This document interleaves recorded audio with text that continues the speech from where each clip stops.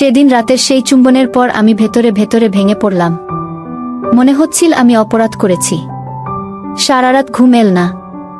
বারবার মনে হচ্ছিল আমি কিভাবে আমার মেয়ের স্বামীর সাথে এমন করলাম। কিন্তু আশ্চর্যের ব্যাপার, অপরাধবোধ যতই বাড়ছিল ততই আকাশের সেই উষ্ণ স্পর্শ, সেই চোখে চোখ রাখার মুহূর্ত মনে পড়ে বুক কেঁপে উঠছিল।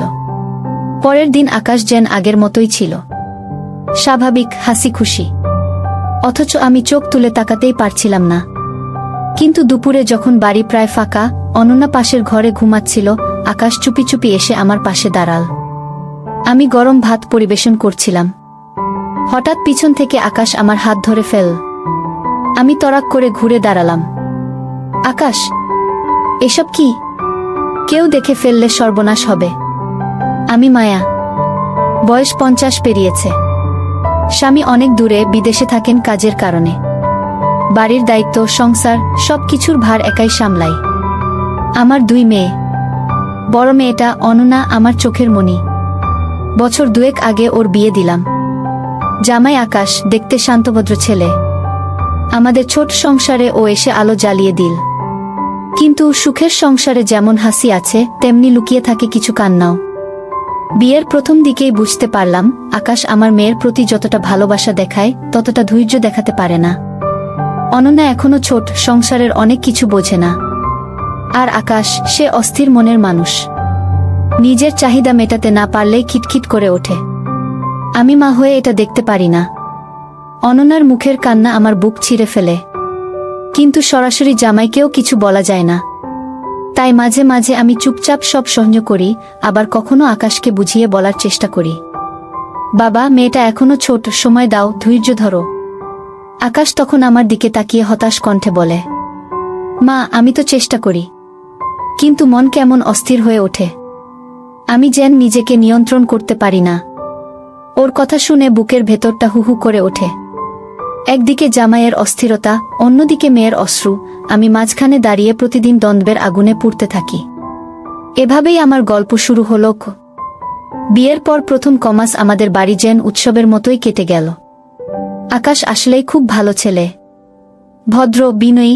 আর যেটা আমাকে সবচেয়ে বেশি টানত সেটা হলো ওর আমার প্রতি সম্মান। আমার স্বামী দেশে থাকে না, তাই বাড়ির ভেতরে পুরুষ মানুষ বলতে একমাত্র আকাশই। অথচ কখনো ওকে সীমা ছাড়াতে দেখিনি।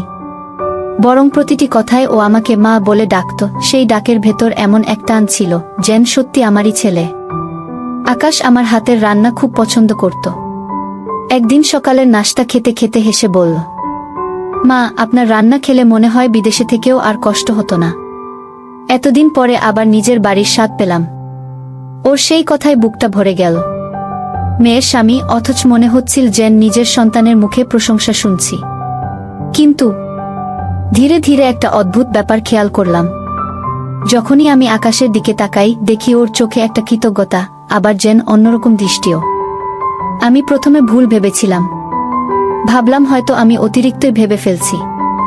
কিন্তু না, সময় যেতে যেতে আমি অনুভব করতে লাগলাম আকাশ শুধু জামাই হয়ে নেই, ওর ভেতরে আমার জন্য একটা ভালো লাগার অনুভূতি জন্ম নিতে শুরু করেছে। আর আশ্চর্য ব্যাপার হলো, আমি নিজেও সেটা টের পাচ্ছিলাম।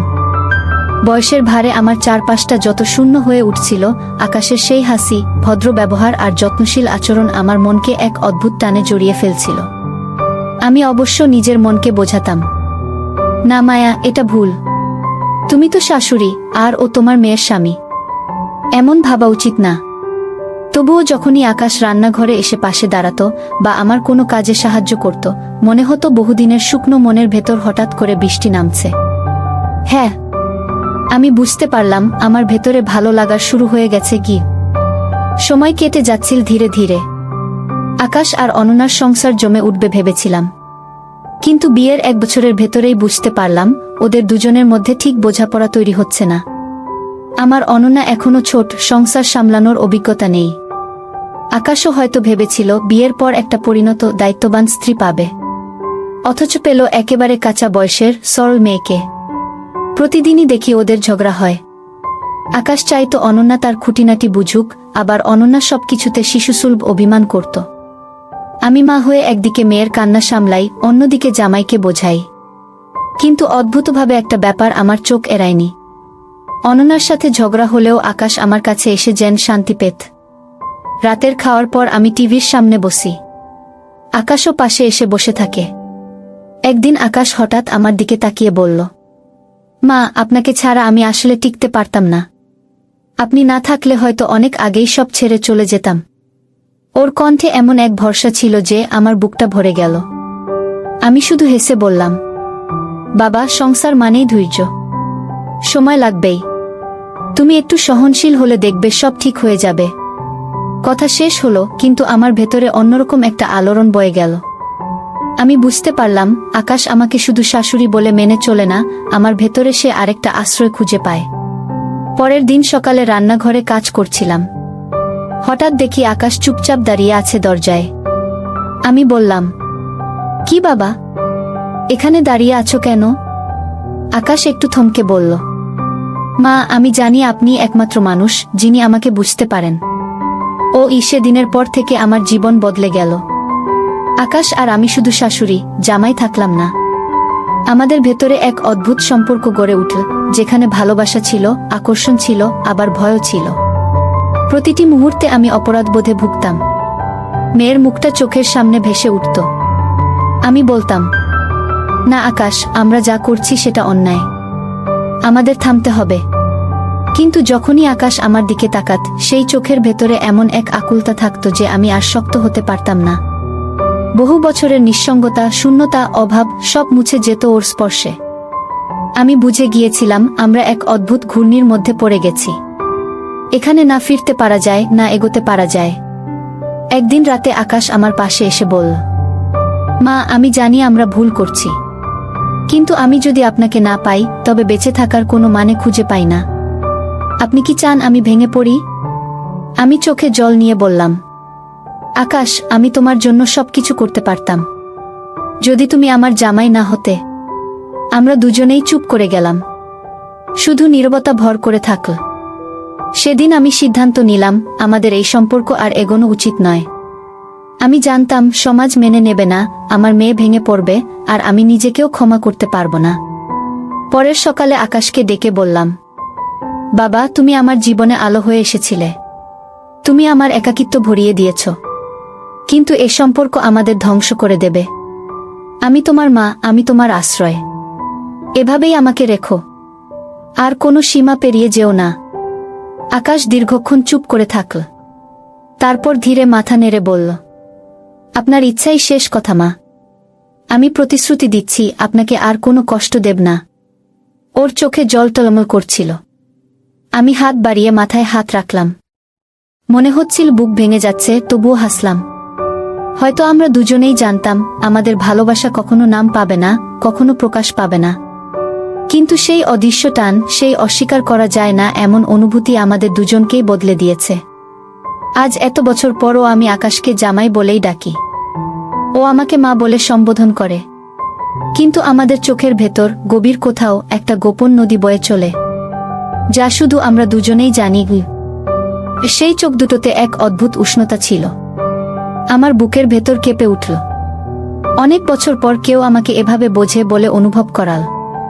বয়স বাড়ার সাথে সাথে নারীর ভেতরকার শূন্যতা অনেক বড় হয়ে ওঠে। স্বামী বিদেশে, বাড়িতে নেই। আমি দিনের পর দিন একা। আর হঠাৎ এই একাকিত্বের ভেতরে আকাশের ভরসা, আকাশের কৃতজ্ঞতা, আকাশের অদ্ভুত মায়ামাখা দৃষ্টি আমার মনে অজানা টান তৈরি করতে লাগল। আমি মনকে বোঝাই, না মায়া, তুমি ভুল ভাবছ। ও তোমার মেয়ের স্বামী। এই অনুভূতি তোমার মানায় না। কিন্তু যতবার আকাশ আমাকে মা বলে ডাকে, ততবার মনে হয় সেই ডাকের ভেতরে শুধু সম্মান নয়, আরও কিছু আছে। একদিন বিকেলে বৃষ্টি নামল প্রবল। অনন্যা শোবার ঘরে অভিমান করে শুয়ে আছে।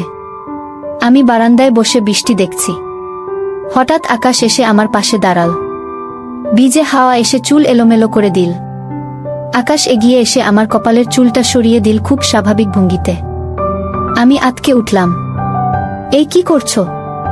আকাশ শান্ত স্বরে বলল, মা, আপনাকে এভাবে দেখলে মনে হয় আপনি শুধু আমার শাশুড়িই নন, আপনি আমার সবচেয়ে কাছের মানুষ।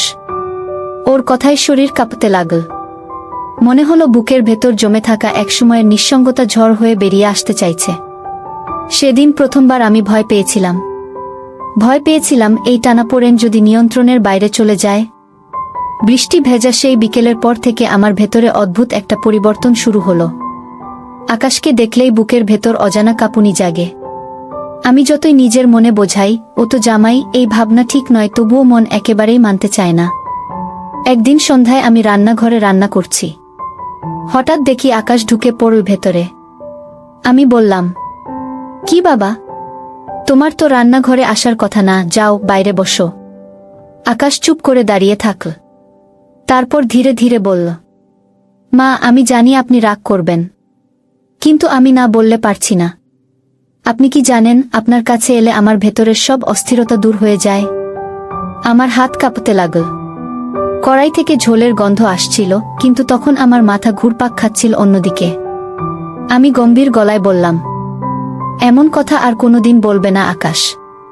তুমি আমার মেয়ের স্বামী, আমার কাছে তুমি ছেলের সমান। আকাশ শান্ত কণ্ঠে বলল, মা, আমি আপনাকে অসম্মান করছি না, কিন্তু আমি মিথ্যে বলতেও পারবো না। আমি অনুভব করি আপনি শুধু আমার শাশুড়িই নন, আপনি আমার সবচেয়ে কাছের মানুষ। আমার কথা আপনি শোনেন, আমাকে বোঝেন, অথচ আপনার স্বামী দূরে, আপনিও তো একা। আমি বুঝি আপনিও কষ্ট পান। ওর এই শেষ কথাটা যেন তীরের মতো বিঁধল। হ্যাঁ, আমি কষ্ট পাই। ভেতরের শূন্যতা, নিঃসঙ্গতা, বুকের ভেতরের শুকনো নদী, সবকিছুই কষ্টে ভরা। আমি চুপ করে দাঁড়িয়ে রইলাম। কণ্ঠ শুকিয়ে গেছে। আকাশ ধীরে ধীরে আমার হাতটা ধরল। গরম হাতের ছোঁয়ায় শরীর কেঁপে উঠল আমার। মা, আমি প্রতিশ্রুতি দিচ্ছি, আমি কখনো আপনাকে অসম্মান করব না। শুধু একটু আপনার কাছাকাছি থাকতে চাই। আমার ঠোঁট কাঁপছিল। বলার চেষ্টা করলাম, আকাশ, এটা ভুল, থেমে যাও। কিন্তু শব্দগুলো যেন খুব দুর্বল হয়ে বের হলো। আকাশ হঠাৎ আমার মুখের সামনে দাঁড়িয়ে গেল। চোখে চোখ রাখল। সেই দৃষ্টিতে এক ধরনের আকুলতা, মায়া আর এক অদ্ভুত টান ছিল। আমি চোখ সরিয়ে নিতে চাইছিলাম, কিন্তু পারলাম না। সেকেন্ড কয়েকের মধ্যে আকাশ আমার হাত থেকে হাড়ি নামিয়ে রাখল আর ধীরে ধীরে আমার গাল ছুঁয়ে দিল। আমি শ্বাস আটকে ফেললাম। আকাশ, না, এটা ঠিক না। কিন্তু শরীর যেন কথা শুনছিল না। আকাশ ফিসফিস করে বলল, মা, আমি শুধু একবার আপনার কাছে আসতে চাই। আপনি যদি না চান, আমি থেমে যাব। আমি চোখ বন্ধ করলাম। ভেতরে ভয়, অপরাধবোধ আর এক অদ্ভুত আকর্ষণ একসাথে জড়িয়ে যাচ্ছিল। হঠাৎ টের পেলাম আকাশ ধীরে ধীরে আমার কপালে ঠোঁট ছুঁয়ে দিল। আমার বুক কেঁপে উঠল প্রবলভাবে। মনে হলো এতদিনের শূন্যতা, এতদিনের দমিয়ে রাখা আবেগ যেন এক ফোঁটায় ফেটে বেরিয়ে এলো। আমি ভেতরে চিৎকার করতে চাইছিলাম, না, এটা থামাও। কিন্তু ঠোঁট দিয়ে বের হলো শুধু চাপা একটা দীর্ঘশ্বাস। সেদিন প্রথমবার আমি বুঝেছিলাম আমরা দুজন এক অদ্ভুত সীমারেখা অতিক্রম করে ফেলেছি। আর সেই সীমারেখা পেরিয়ে গেলে আর ফেরা যায় না। সেদিন রান্নাঘরের সেই মুহূর্তের পর থেকে আমি যেন আর আগের মতো থাকলাম না। আকাশের ছোঁয়া, কপালে ও ঠোঁটের ছাপ, সবকিছু মনের ভেতর বারবার বাজতে থাকল। আমি যতই ভুলতে চাই ততই স্পষ্ট হয়ে উঠছিল। মনে হচ্ছিল আমি আর শুধু মা নই, আমি একজন নারীও। আর সেই নারীকে প্রথমবার কেউ অনুভব করল, বুঝল। পরের দিন রাতে বাড়ির সবাই ঘুমিয়ে গেছে। আমি একা বসে আছি বারান্দায়। চারপাশে নীরবতা, শুধু ঝিঙি পোকার ডাক। হঠাৎ পিছন থেকে আকাশ এসে দাঁড়াল। আমি চমকে উঠলাম। আবার এখানে? সবাই তো ঘুমিয়েছে। আকাশ নিচু গলায় বলল, মা, ঘুম আসছিল না। মনে হচ্ছিল আপনার কাছে না এলে আমি পাগল হয়ে যাব। আমি কেঁপে উঠলাম। আকাশ, তুমি যা করছো এটা ঠিক না। আমি তোমার শাশুড়ি। আকাশ ধীরে ধীরে এগিয়ে এসে আমার পাশে বসল। তার গলার স্বর ভারী আর আবেগমাখা। আপনি শুধু শাশুড়ি নন মা, আপনি আমার আশ্রয়। আপনি কি জানেন, আপনার চোখের দিকে তাকালে আমার বুকটা শান্ত হয়ে যায়। আমি চুপ করে থাকলাম, কথা খুঁজে পাচ্ছিলাম না। আকাশ হঠাৎ আমার হাত ধরে নিল। এবার আমি হাত ছাড়াতে চাইলাম, কিন্তু পারলাম না। ওর আঙুলগুলো আমার আঙুলের ফাঁকে গলে গেল। ছাড়ো আকাশ, কেউ দেখে ফেললে। আকাশ হাসল না, শুধু গম্ভীর স্বরে বলল, আজ আমি কিছুই ছাড়ব না। আমি অনেকদিন ধরে শুধু এটুকুই চাইছিলাম। ওর হাত ধীরে ধীরে আমার কাঁধে চলে গেল। আমি শরীরটা শক্ত করে ফেললাম। কিন্তু পরক্ষণেই টের পেলাম বুকের ভেতর হঠাৎ যেন ঢেউ উঠছে। আকাশ আমার মুখের দিকে ঝুঁকে এল। আমার শ্বাস দ্রুত হয়ে উঠল। না আকাশ, থামো, আমি ফিসফিস করে বললাম। কিন্তু ওর ঠোঁট আমার গালে ছুঁয়ে যেতেই শরীর যেন বিদ্যুতের ঝাঁকুনি খেল। আমি চোখ বন্ধ করে ফেললাম। মনে হচ্ছিল বছর বছরের জমে থাকা শূন্যতা হঠাৎ এক ঝড়ে ভেসে যাচ্ছে। আকাশ এবার ফিসফিস করে বলল, মা, আমাকে দূরে ঠেলে দেবেন না। আমি আপনার কাছে থাকতে চাই। আমি জানি আপনিও একা। আপনি শুধু আমাকে একবার সুযোগ দিন। আমার ঠোঁট কাঁপছিল, বুক ধুকপুক করছিল জোরে জোরে। আমি বলতে চাইছিলাম, না, এটা অন্যায়। কিন্তু শরীর আর মন যেন দুই বিপরীত দিকে টানছিল। শেষমেশ আমি মাথা নামিয়ে ফেললাম। আর সেই মুহূর্তে আকাশ আমার চিবুক ধরে মুখটা উপরে তুলল। আমাদের চোখ এক হলো। আর তারপর, হ্যাঁ, সেদিন প্রথমবার আমার ঠোঁট ছুঁয়ে গেল আকাশের ঠোঁটে। আমি জানতাম এটা নিষিদ্ধ। আমি জানতাম এটা আমার করা উচিত না। কিন্তু বুকের ভেতরের দম বন্ধ হয়ে থাকা আবেগের নদী তখন বাঁধ ভেঙে বেরিয়ে এল। সেদিনের সেই মুহূর্ত আমাদের সম্পর্ককে চিরতরে বদলে দিল গো। সেদিন রাতের সেই চুম্বনের পর আমি ভেতরে ভেতরে ভেঙে পড়লাম।